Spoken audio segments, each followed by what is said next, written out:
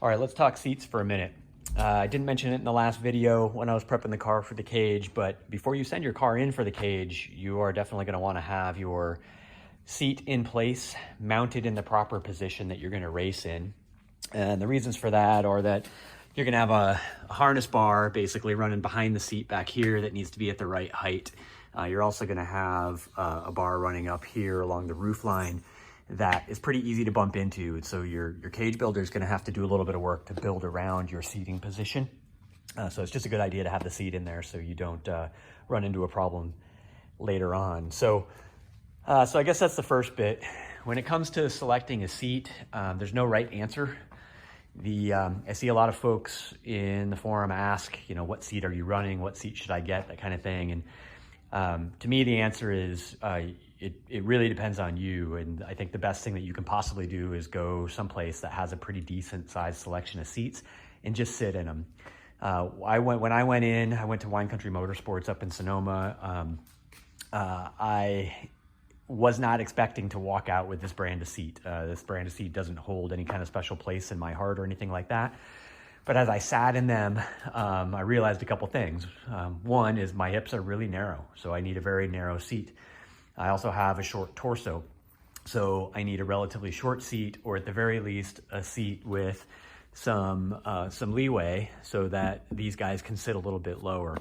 So this actually turned out to be a great seat for me. So I chose this one.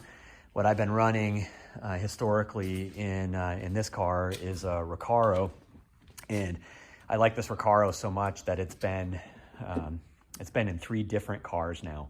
And I just happened to luck into it because it was in a car that I bought back in 2010. But it fits me perfectly.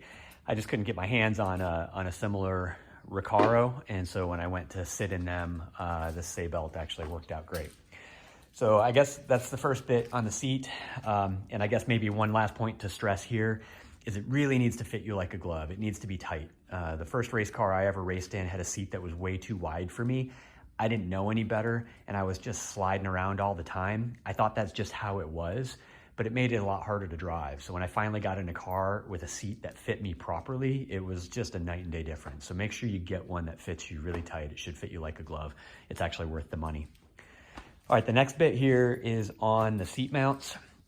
Well, I guess I'll start over here. In this car, I actually built my own seat mount, and it took me a while. It took me probably the better part of a day of cutting, fitting, recutting, refitting, to get this in. But I did it basically just with some angle iron, and I mounted to the stock mounting points in the Corvette. But for the amount of time that it took me to actually get the seat mount put together, it just wasn't worth it. So in this case, I went with the AMT ultra low seat mount, which is a little funny for me because I don't need an ultra low seat. I have a short torso, so I need it raised up a bit. But it turns out that this AMT mount has enough adjustment. Dog wants to get in the shot. Has enough adjustment where you can actually raise the seat up plenty. I didn't have any problems. I'm not even in the highest setting back here in the back, although I am in the highest setting in the front. So this worked great. And it's also got the mount for the anti-sub straps for your 6-point harness, or 5-point if you want to go with it, but I definitely recommend a 6, especially for the guys. So anyway, this thing, for the money, I was able to get it set up, and I'll get it mounted here in the car very quickly. It's definitely worth it, so I just recommend going this route, and AMT makes some really good stuff. And then as part of their kit, they also give you some studs to mount to the existing seat bolts that are down there, so they just sit on that. In my case, like I said, with my short torso, I'm using all the washers that they supply in the kit to raise it up. But after a little bit of trial and error, just getting this thing in here and getting the angle of the seat right and the forward and back position right, I'm ready to just bolt this sucker in and be done with it. So a much better experience getting this thing done in probably about an hour, as opposed to spending the better part of a day making my own. So that's it on seats. Good luck with yours. Like I said, definitely get out there and sit in as many of them as you can, so you can make a good choice for yourself.